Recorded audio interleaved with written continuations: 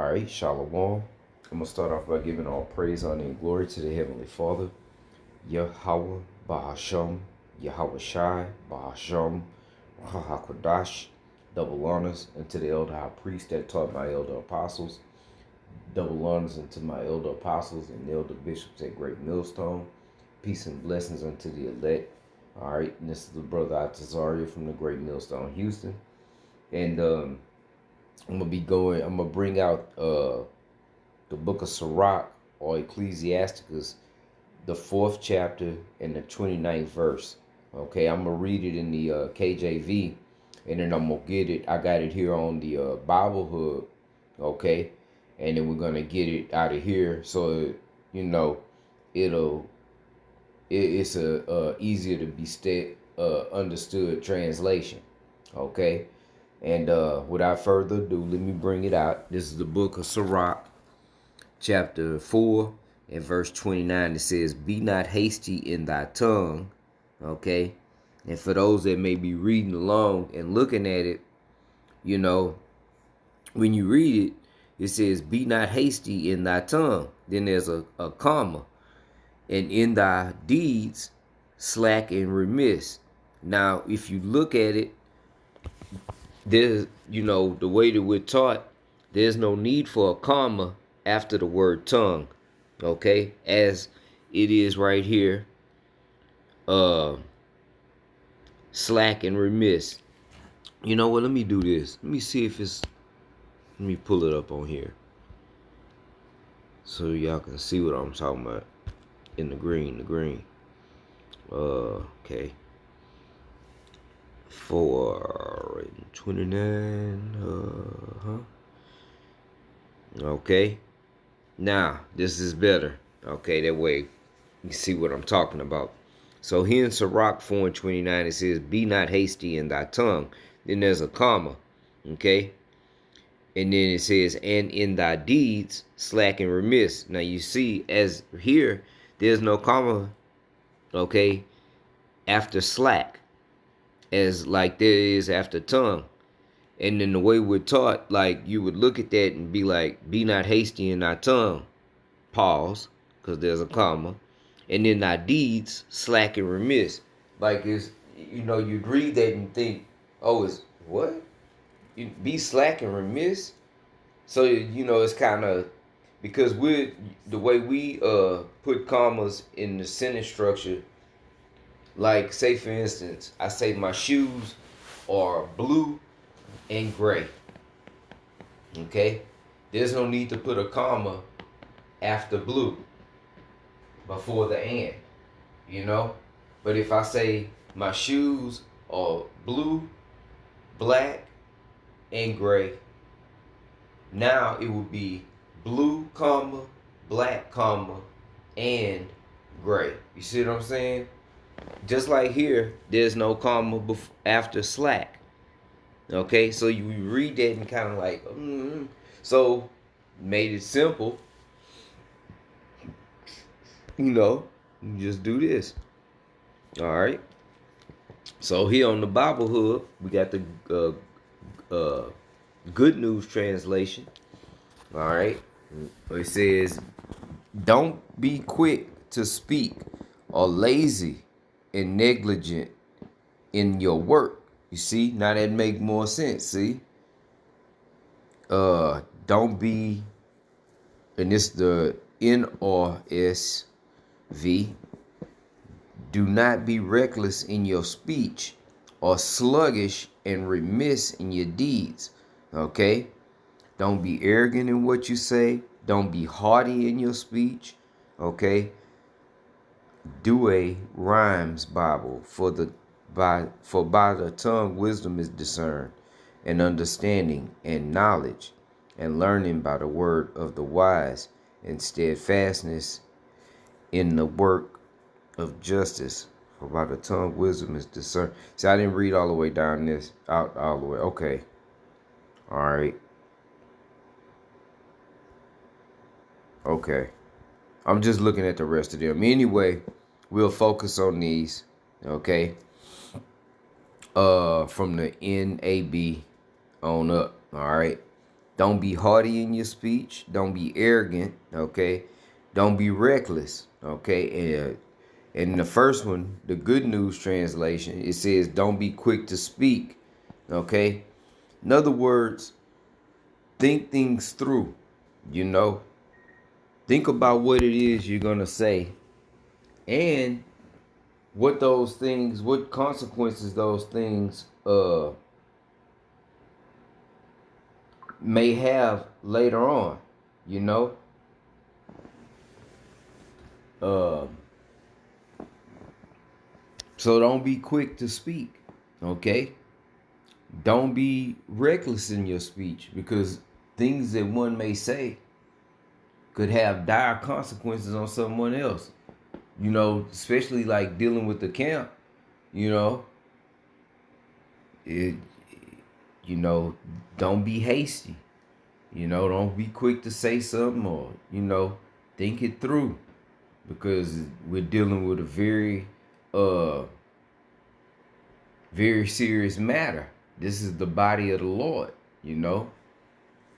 And then the second part, you know, hey, the scriptures tell us to be wise, man. Okay? Use wisdom. All right? The second part says, so are lazy and negligent in your work, you know. And then the New Revised, it says, are sluggish and remiss in your deeds, okay? Are slow and weak in what you do, or lazy and slack in your deeds, okay? The scriptures tell us to be diligent, give diligence to make our calling and election assured, okay? And this goes for, you know, whatever we're doing, all right? Definitely, all right, in this truth, okay? We can't be lazy. We have to be in this, we have to live this, and we have to get the work in, okay?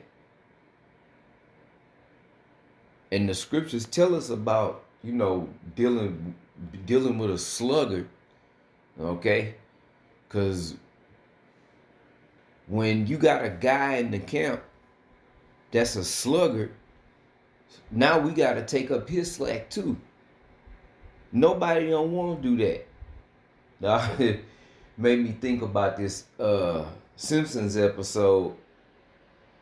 Homer was talking about his job, and something to the effect, he said, yeah, you know, people always say, oh, okay, I know what it was. He got a promotion for this other job, and he thought it was, you know, he was deceived into getting that job. Anyway, long story short, he thought, you know, he was doing a good job. But when he said what he said, he was like, yeah, people always tell me they got to work a lot harder when I'm around. Yeah, they not saying that because you just motivating them to go. It's because you slacking your work. Okay? Being a sluggard. The scriptures tell us what... let me do this. Let me go to the book of Proverbs. Okay. Chapter 6. You know what? I can do this.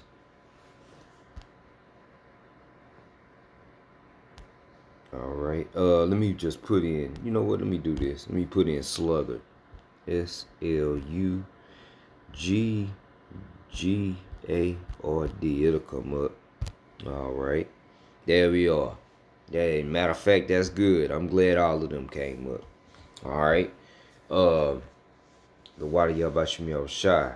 Proverbs 6:6. It says, go to the ant, thou sluggard. Okay. And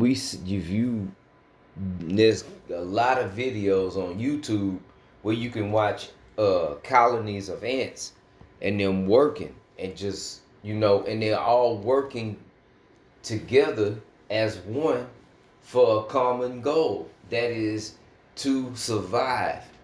Okay? for their colony to thrive. Okay? And in this sense, all right, we're doing this building for the elect, all right, for the body of the Lord, man. Okay? So we can't be sluggards or lazy in our deeds or remiss in our deeds. Okay? And let me read it again. Proverbs 6:6. Go to the ant, thou sluggard. Consider her ways and be wise. It says, and be wise. See? Now, going back to the first part of Sirach 4:29, what it say? Don't be reckless in your speech. Don't be quick to speak. So here again, in the second line, it says, and be wise. See? Using and exercising wisdom. Okay? Or exercising wisdom. Okay? Which we get wisdom from the scriptures. Alright?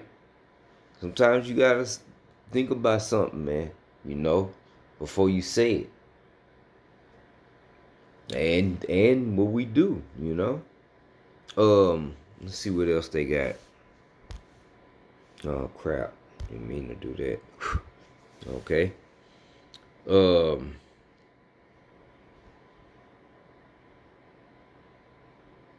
Proverbs 10:26, as vinegar to the teeth and as smoke to the eyes. Okay. It made me think of that song by the Platters. Smoke gets in your eyes, you know. A song dealing with heartbreak. Okay, smoke gets in your eyes. In other words, you cry because smoke irritates your eyes, man. Okay. You know what? Let me do this. Let me get Proverbs. I'm gonna pull it up on this phone.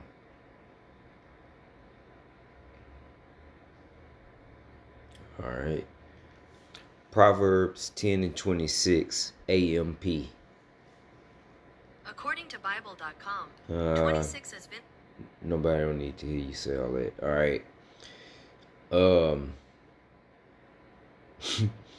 As Proverbs 10:26, as vinegar to the teeth and as smoke to the eyes. Vinegar is bitter as shit, man. Okay? It says, and as smoke to the eyes, so is the sluggard to those who employ and send him. Now see here it says, so is the sluggard to them that send him. Okay? So nobody don't want to have a sluggard for an employee. And the Heavenly Father ain't gonna have no sluggards. We had a tremendous sluggard in our camp, and the Most High got his ass out of here. Hadn't done lesson 1 in months. Like, what the hell are you doing? Nothing. Just wasn't growing, just stagnant. Was stuck on the first year we came into this thing. Never changed. You know? Anyway, and he wasn't pulling his weight, so everybody else had to pull his weight. Okay? Nobody wants to take up for someone else when they sitting there striving. You know?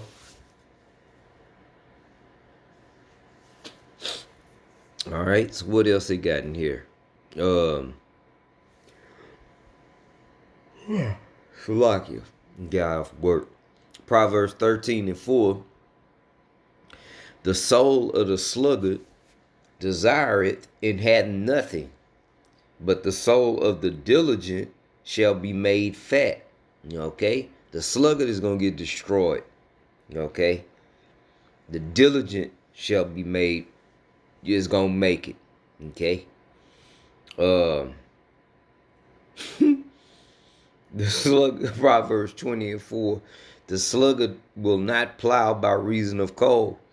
Yeah, it's too cold. You got an excuse. Therefore shall he beg in harvest and have nothing. Like that, what is it? The grasshopper. It might have been the grasshopper and the ants. The old grasshopper just played around. Then when it was winter, he come begging, you know, cause he didn't put in no work when it was the season to put in the work. But that it remind me of on Alice in Wonderland. There's a part of that movie, the old Disney cartoon. Uh, a section of it is called the Carpenter and the Walrus and the Carpenter. And the Walrus, he was a sluggard, you know. And the Carpenter did all the work, and then he screwed him over at the end, you know. And he was pissed off because he put in all of that work and then you know, and dude didn't do nothing, and then got him for what it was. You know, he was really just a goddamn car salesman, you know. Anyway,